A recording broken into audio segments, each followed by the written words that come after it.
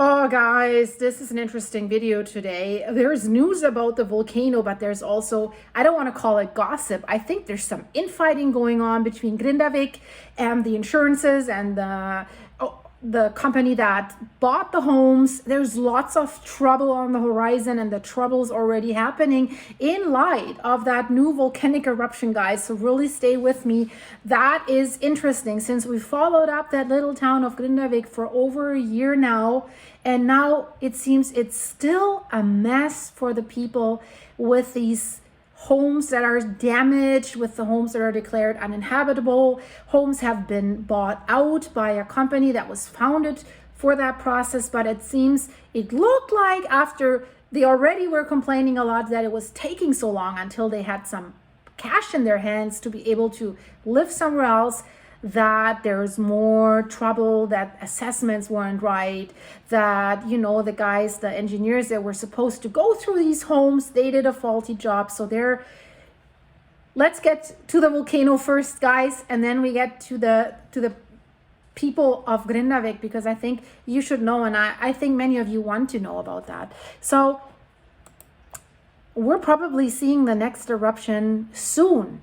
They already said it weeks ago, probably by the end of January, early February. And the Icelandic Meteorological Office has just released a new statement where they're saying the likelihood of a new eruption at the Sudnuka crater row, same area where we had the previous eruptions, is increasing. The likelihood is increasing. That's why they have updated their hazard assessment.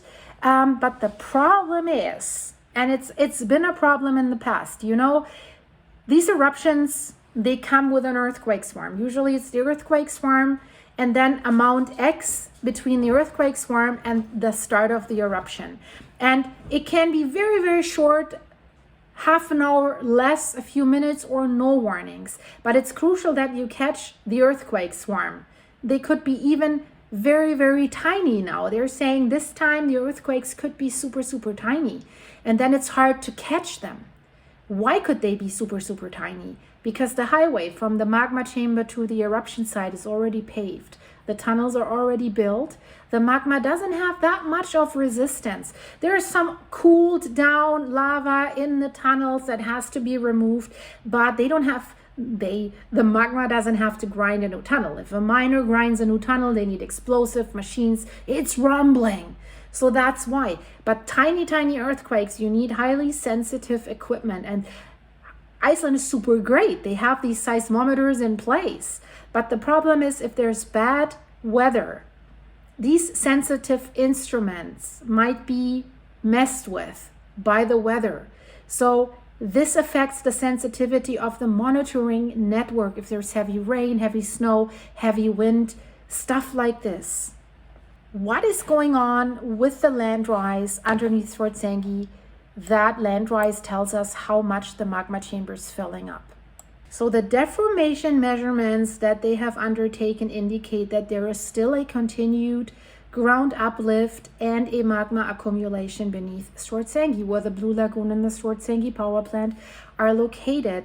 And they think once the new eruption starts, the sequence of events might be similar to those that they have observed before the last eruptions. So they have done some modeling calculations, and they show that the volume in that magma chamber that is underneath Svartsengi is nearing that amount that it had when the eruption started last time. So maybe it will start with the same amount, or it needs a little bit more, then we have to wait a few more days. We had so many events there right now, so that's why scientists have data that they can rely on. So based on the analysis of the previous events, that's what the Icelandic Met Office is saying, the scientists have assessed that once a similar volume of magma has accumulated underneath Svartsengi as it had in previous eruptions, the likelihood that we could see a new magma intrusion or an eruption increases. Intrusion is if magma is on the way but doesn't reach the surface. Eruption, magma reaches the surface, and once it's flowing out, it's called lava. So this new hazard assessment that they have made, you see the map here, reflects this increased likelihood. That map that you see here is valid until February 11th. So they have basically what they have in orange, that is zone 3. This is where the Sutnuka crater row is, where we've seen all these eruptions, for sometimes further north, sometimes further south. But basically in that area, and that's where the lava could flow towards Grindavik, towards zone 6. But last time it has flowed into zone 1 and has parked in the Blue Lagoon parking lot. We all remember this, threatening the Blue Lagoon. Threatening the Blue Lagoon even more than the power plant. It was really flowing very far west. So that's why it has been decided to raise the hazard levels in zone 4 and 6 from moderate, that's yellow, to considerable, that's orange. And this change, based on their modeling calculations, that the magma chamber is reaching the point where it could cause an eruption. But severe weather is expected to occur over the coming days, and that's a problem. We just talked about this. They say bad weather will begin January 30th and then throughout the whole week. So that means the eruption could come not as a total surprise, because we're waiting for it, but the moment they might not have any warning signs, they might not be able to see the earthquake swarm. They're waiting for a southern storm that will be accompanied by significant warming up. Now it's cold, rain and drizzle for the southern and the western parts of the country later this week and into the weekend. So this adverse weather, they're saying, reduces the sensitivity of the monitoring network, and that could potentially delay the response times to an eruption. Because if you see that earthquake cluster on the live maps, it's like dot, dot, dot, dot, dot, dot, dot, dot, all in one place, right? Then you know, raise the alert level and be ready to push the warning button to evacuate Grindavik again. There's people back in Grindavik, businesses running and stuff like this. Already little seismic activity could precede the next eruption. And gradually, since the last eruption ended, the seismic activity in the Sutnuka crater has been increasing gradually again. But it's still remaining low for now, but it has been increasing. If you see that chart, these blue bars, and next to it on that map, you see the locations. So basically, you see, I mean, where the blue lake is, that's the Blue Lagoon. There have been a few, but most of them are in the middle of that map. That's where we've seen the last eruptions. What we definitely know is prior to an event, prior to an eruption, we've learned that over the past year that seismic activity prior to magma intrusions or eruptions has been decreasing with each event because the tunnels are already there. So consequently, that's what the scientists are saying. There's a possibility that the seismic activity may not be significant at all prior to the next eruption, might go undetected. Well, and now I said, let's talk about Grindavik. So, you know, the company that has been formed to buy out the homes from the residents, and the company has bought out the homes, that company is now causing trouble, as it seems, for the residents, because now the company has said some houses are in unacceptable condition.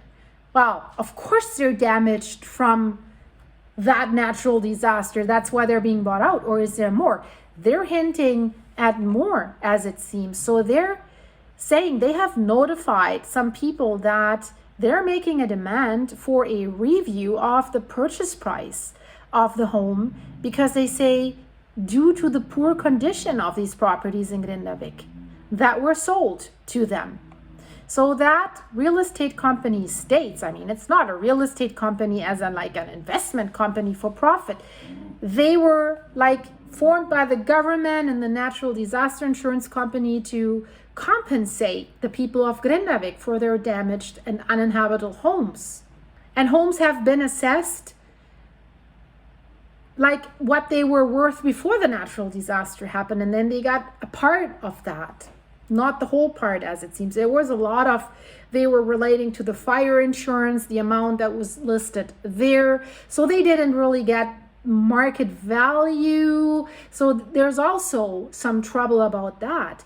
But that real estate company says that they have purchased 932 homes in Grindavik, and they say, yeah, in almost all cases, the purchase price has remained unchanged. But they say they want a review of some purchase prices in Grindavik, of some properties.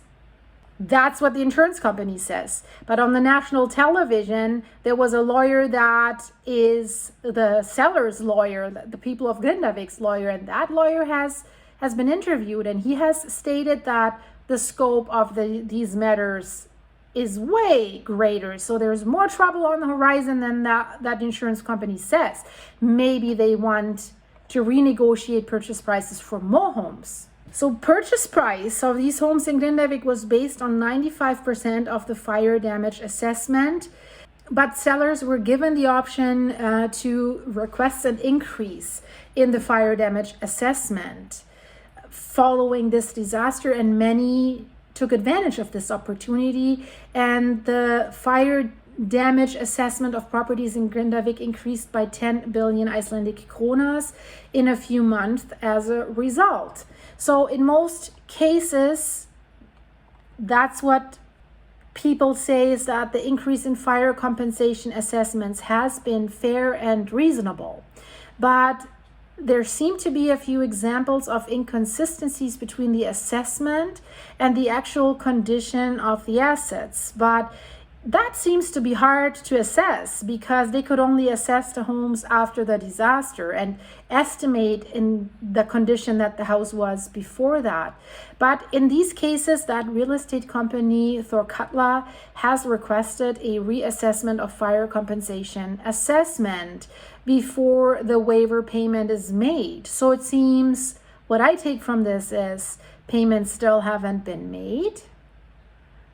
Interesting, right? It's a year after, more than a year after. This happened November 10th, 2023. But the real estate company is saying that they were rushing it so much. Residents were saying they were really slow. So they say they placed great. I can't judge that, guys. I don't know. It's just, I can just tell you what I think is happening based on reports that I have reported to you from residents over the past year.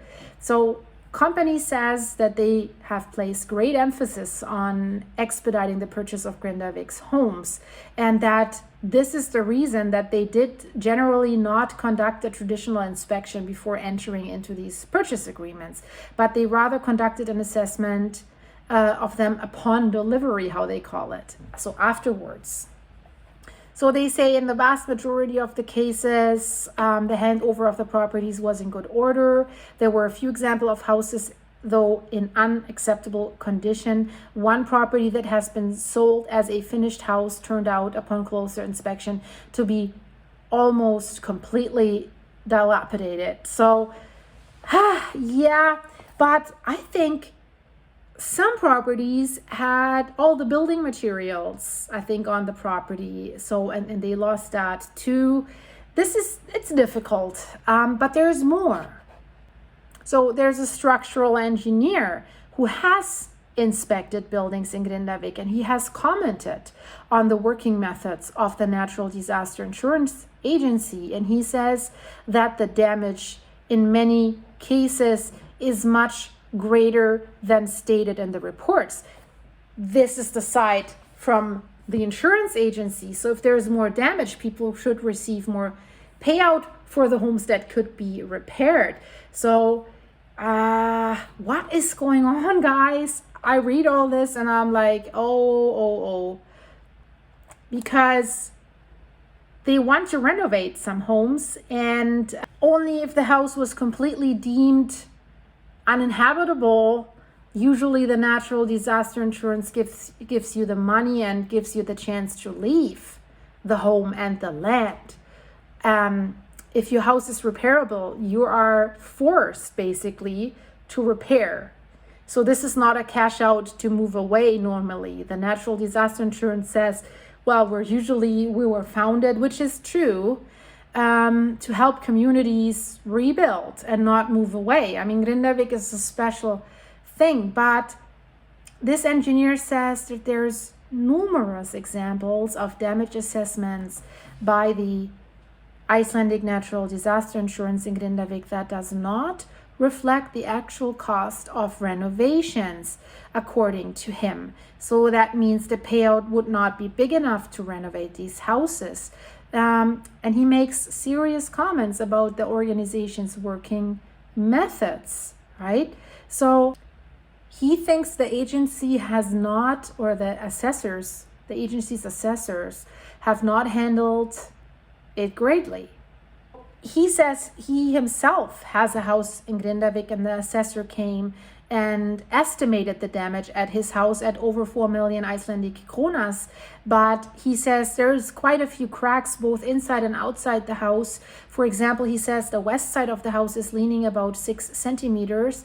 The exterior wall itself is leaning about 3. We have cracked concrete interior walls. So the house is starting to show a lot of damage. And he says there's a lot of damages missing in this assessment, and also they're not receiving comments on the procedure. And he says, they were not in the house very long. He says you can't do an inspection in 45 minutes and then create this cost estimate. The condition of the house hasn't been inspected. That's what he's saying, and you've seen in here in the background showing his house. So he says he has received numerous reports from other residents and says the damage estimates are always very similar, even though the extent of the damage varies. So he says in many cases the damage is much greater than the reports reflect. So is this now connected with the other case that we just talked about, right? The value of the houses is not so great because more repairs need to be done.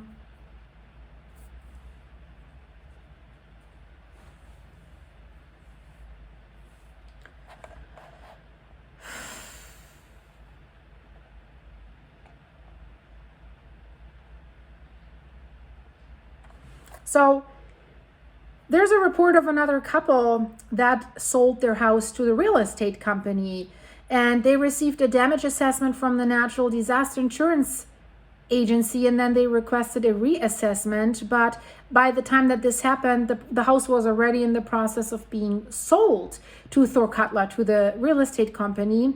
And then they thought that they're no longer a party in the case and had no right to see the changed assessment report, right? But now it seems that the real estate company is not happy with what's happening and is going back at the former owners of these homes. So that's why many people, many ex-residents of Grindavik, they have sought legal advice, and they're considering legal action against the Icelandic natural disaster insurance. So that is really sad that they have to do this. So yeah, guys, unfortunately this is happening, and I hope that everything turns out right for the residents of Grindavik, because they have gone through a lot of stress already. It's not nice to have to leave your home, to lose your home to a natural disaster. Thankfully, nobody was seriously injured or lost except that poor worker that fell into the crack last January, basically a year ago. But so far, they have been on the better side of things. I mean, if you think about natural disasters, and if we think about what happened to North Carolina and the Asheville area, the storms in Florida, the flooding, Tennessee, everywhere in the southern states, it's way worse there for the residents already. And California, of course, right? That's a mess. So it's tragic, and we can just hope and pray for everyone that yeah, they have a comfortable living situation very, very soon again, and that they are able to go on with their lives. In California, there's many tragedies that happen, and it's very, very sad. So yeah, guys, as I always say, let's try to be prepared as we can be, and try to be safe, be considerate of your surroundings. And even if you just walk the street, look out. It can happen so fast, right, guys? So I hope you're all doing great, and cheers to my night owls that are always there when I release a video. And I know I've seen your chat, some of you are sleepless, and yeah, I'm in a queue with you. That's happening to me at the moment as well. But you know, guys, what can we do, right?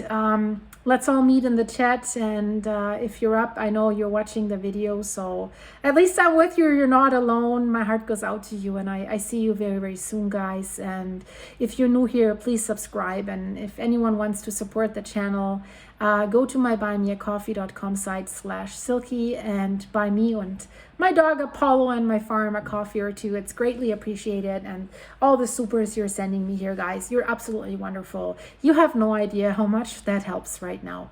So I see you very, very soon. Check out these videos here on the end screen. I've been a little bit active the last 2 days because so much has happened. This mystery volcano there that they finally, they found it. They found the volcano. They've been looking for this volcano for 200 years.